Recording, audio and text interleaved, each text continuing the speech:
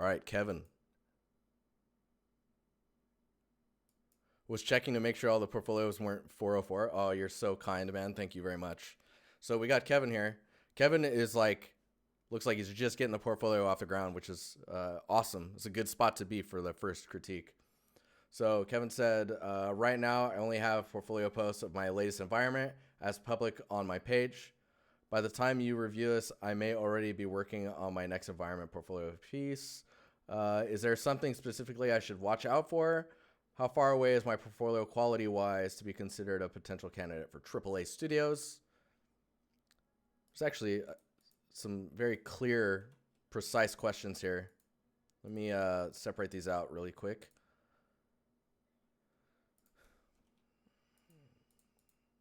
Okay, so, all right, perfect.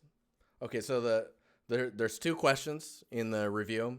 So is there something specifically I should watch out for in the next scene? So we'll base all of our feedback off of this scene and like what we see here. And how far away is my portfolio quality wise to be considered a potential candidate for AAA studios if I were to apply for a junior position? So right off of the bat, I would say when you're applying into AAA, especially if you're coming out of like school or you're looking for trying to get into the industry, AAA tends to, at least from what I've seen in Europe, is very internship oriented. So like instead of like not only, I would say don't just look at a junior position, look at internships as well. And keep an eye out for paid internships also, because an internship allows you the opportunity to get in while showing potential, but the portfolio is not fully there yet, right? Or it's like you can see that with time the portfolio is going to be amazing anyways. So just keep an eye out for internships also. And if you're not seeing internships online, look at all of the studios that you're interested in, because sometimes they'll post the internships, or the way to apply for an internship is not posted the same way it would be posted on something like on Artstation in the jobs postings, right? Internships require you be enrolled in a school? Not always. It's good to see you, Kevin. Hello. So with that said, let's look at this this environment. And I'm assuming once you look at this environment and you go to these ones, these are part of the same. I'm assuming these are all separated to fill the portfolio a bit, right?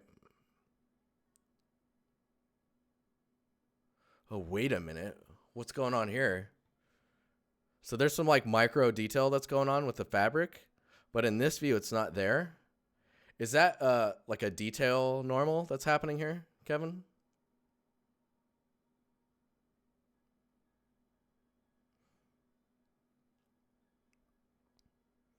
Oh, and Jeffrey is saying in France it's the law that you have to be going to school in order to get the to apply for internships.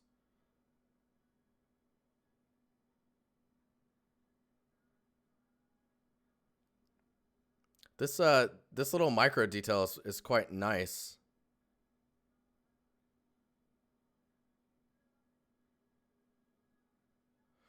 I don't know. It might be. I would say to tread this type of topic safely, you should talk to your school and find out like how they would handle it. I mean, internships that are unpaid are just unpaid internships.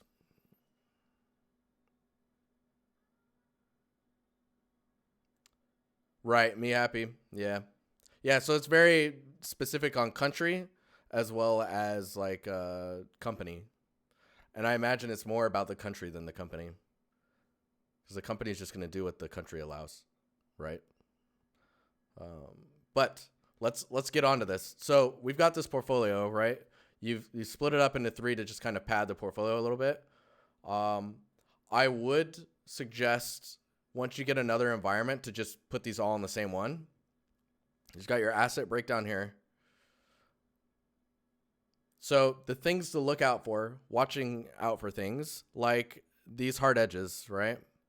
So these hard edges, you can get away from those with weighted normals. So if we've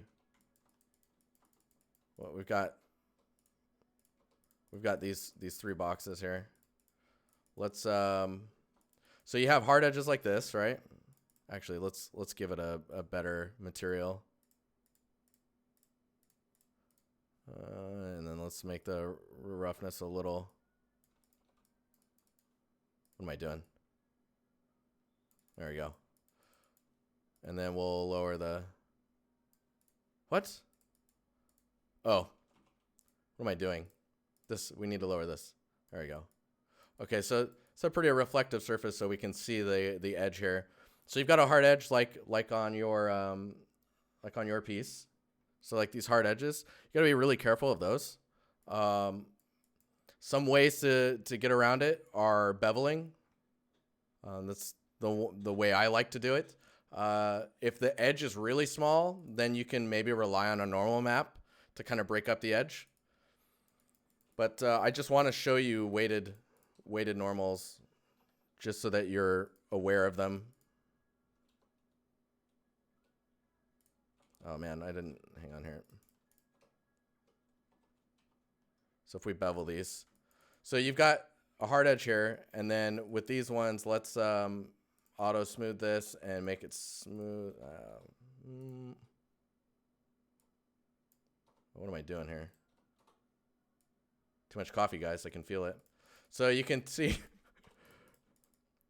like, this looks, there's all types of weird skewing happening with the way the normals are displaying the reflective surface. So when you add a weighted normals, which is in here in the filters, it's just called weighted normal. You can see that it basically cleans up those edges, so you can get some nice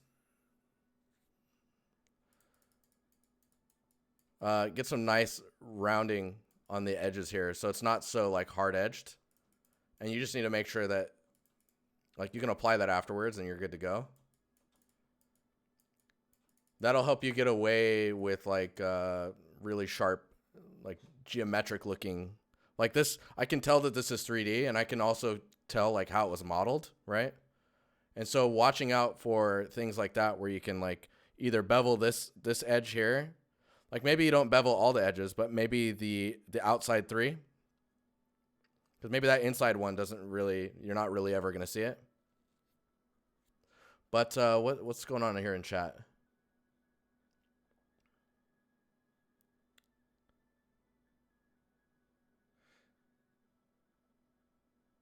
Is there is it me, or is your blender in another color theme? Yeah.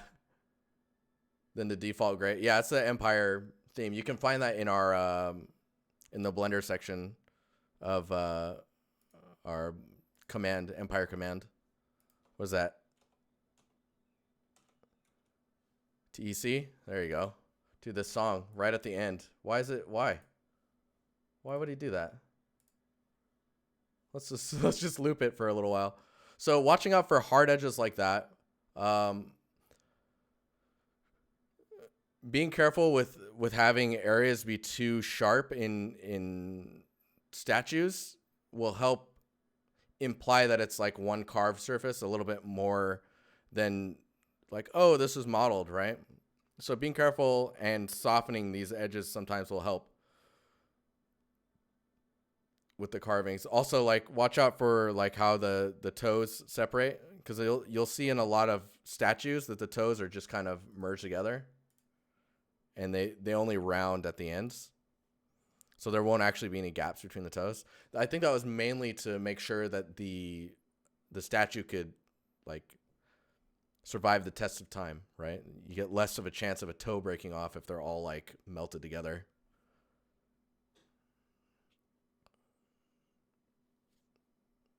Let's see, we can keep going here. These aren't too bad. These cracks feel forced, and they're small enough that you might not even need them there, especially when you look at the overall scene. But when we look at the overall scene here, this is where like a lot of stuff starts to poke out. I love the fact that you're using effects for the fire. When we look at this shot right here, there's a lot of like little things. We're gonna get our epic pen out.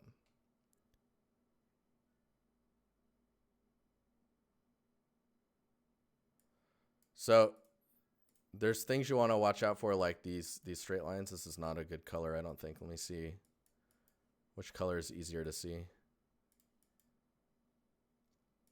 None of these are easy to see. Meh. A little better.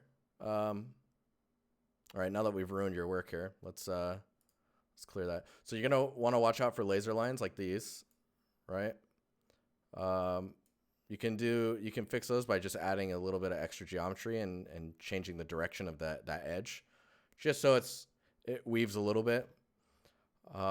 You've got these things here where like the carpet is kind of curling on all corners.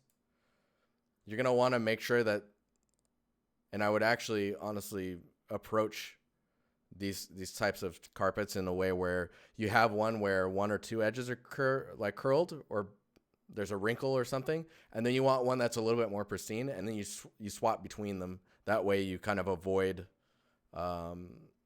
this kind of repetitive look. You're talking about light leaking on the plant? Is that? I really like this, like that glow and the kind of dust in the air. It's pretty cool. Little intense, but yeah. The other thing that, like, again, with all the, like I was saying, with a bunch of the straight lines, gotta be super careful with those. And then anywhere that you can take a detail, like up here, right? Like this detail is really, my drawing skills are terrible. But like these details up here are quite simple, right? This is just an inset. So if you, let's hide that real quick. We'll go into Blender here, and we'll just like, we'll take this face and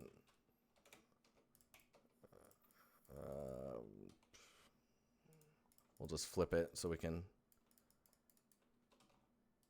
I'll just look at it like this is like you're looking at the ceiling, or we'll make it the ground for whatever reason. So if I subdivide this and take these inside edges, right? Let's say that these are the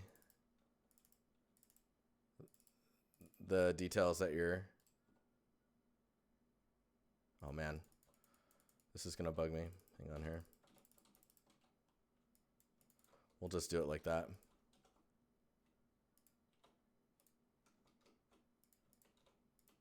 So making sure that, oh man, we don't even need this one. I'm just gonna look at the single piece. So if this is like, you bring your piece inset, right? Just like you do in your ceiling. There's things you can do to make this more interesting, right? So you can do stuff like, if you take this edge and extrude that up, that's one way to do it. You can do like, one thing I want to say, if you look at it from above, you can't tell that this is inset, right? So if you can bring that in, you'll now have a little bit of a fall off. And you can do the same for this, where you inset and then raise or lower.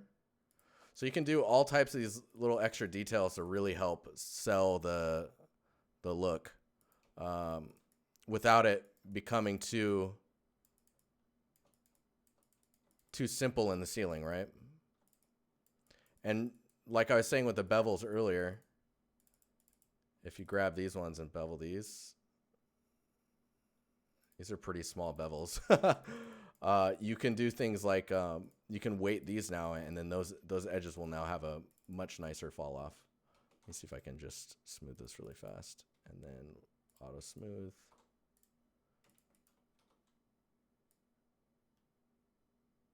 And you can see there's some issues here. Let's Let's auto smooth it further. And then let's add the weighted normals.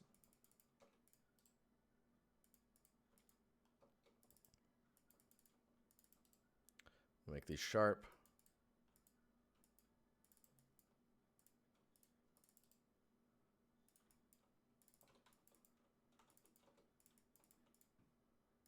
And keep sharp.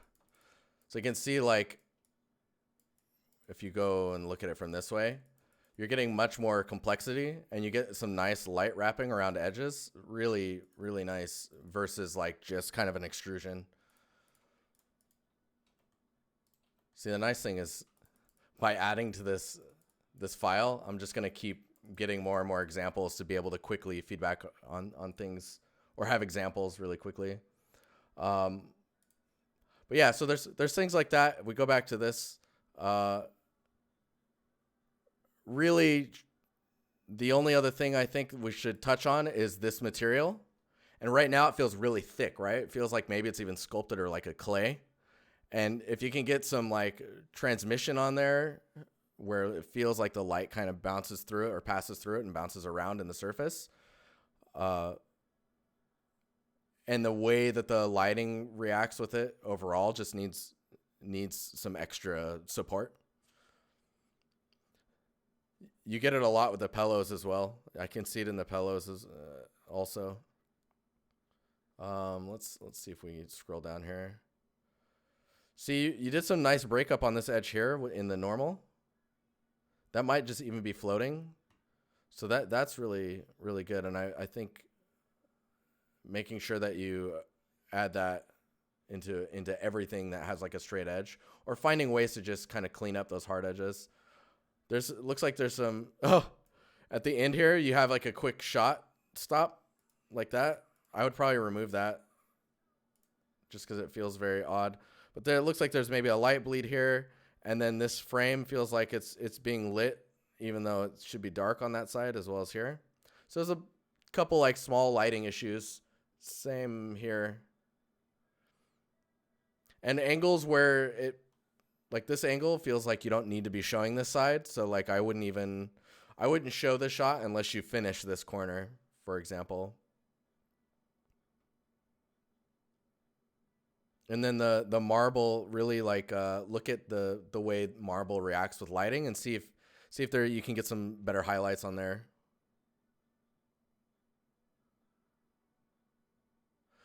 So in this shot specifically, there's some things where like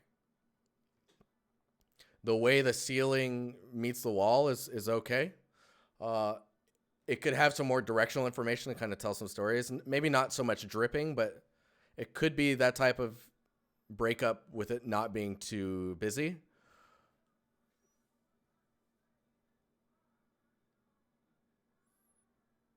Yeah, you get spills on the floor maybe. I'm just reading chat here real quick. But just some stuff to tell some stories, as well as like maybe I don't know, maybe they tie like a colored fabric based on like how old some stuff is in here, or like to signify, because they're not writing on stuff, right? So maybe they're tying little fabric things to say like what's on this shelf versus this shelf, or what's in here versus what's in here. But yeah, just making the scene feel like it's not so empty. Like it's not empty, right? There's a lot of props in here, but it feels empty in the wrong ways. Like down here, there's that edge is so sharp. And I imagine for this type of architecture that there'd probably be a different type of material on the ground that follows the edge of the wall that turns into this material, right? So it's like if you were to, let me clear this. So if you do that, right? I feel like maybe there would be another marble or something like that, and then this material. Whoa. I like the song. But later.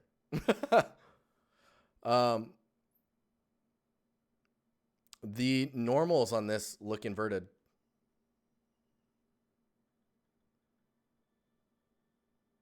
Like the green channel needs to be flipped.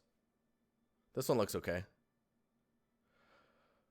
But yeah, I mean, honestly, I think you can merge all of these into this and just be okay with the fact that you have a single tile, right? Sorry, but what's a normal? Oh man, that's so a normal is a texture that tells lighting which way to bounce. So you've got red, green, and blue channel, right? And each one of those, you can translate that to XYZ in three-dimensional space. So, yeah, this is Saint Motel. So, when you have a normal map on a surface, it changes the direction at which the lighting will bounce off of the surface. So you can imply a lot of information with just giving it a normal map. Does that make sense? So the vector which way light bounces on an object, yes. Yeah. So you can fake like the crevice between two stones, right? With a normal map information that tells it like light's gonna hit the side of the stone here, but on the other side over here, there's no light hitting it, so that's gonna be darker. So it's changing the way lighting is being perceived on a surface, even if it's flat. The normal map will say, no, it's not flat. Look, it goes this way and this way. But yeah, hopefully that was helpful, Kevin. We got a little deep into some stuff in there. Nancy, what's up? It must be almost 9:30. How you doing?